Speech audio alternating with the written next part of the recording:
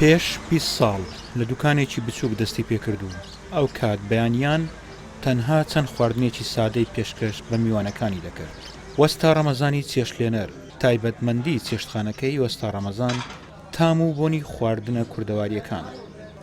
ئەوانەی سەردانیشی دەکەن بەشی زۆری کەسانی بیانی و گەشتیارە.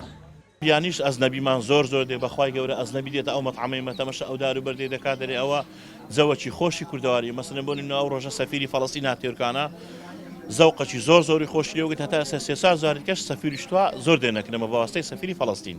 دوکانێکی بچووکم هەبوو کە دامنا بدایەتی بەس نیست کە کوخەلێک و چلفراکم هەبوو دوای وردە دوکان وشتووە لە تەنیشتم و وردە لێکمدا لە تەیراوەی گەورەم کرد.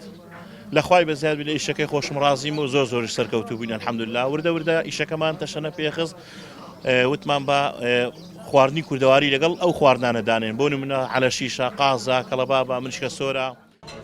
هەرچەندە وەستا ڕەمەزان دەڵێت یەکەم کەس بووە کە چێشتخانەیەکی تایبەت بە خواردنە کوردەواریەکان دروست کردووە، بەڵام لە ئێستادا زۆربوونی خواردنگا کوردەواریەکان لەلایەک و قەیرانی دارایی لەلایەکی تر کاریگەری خراپی لەسەر چێشتخانەکەی وەستا ڕەمەزانیش دروست کردووە. ڕزگار کۆچەر NRT هەولێر.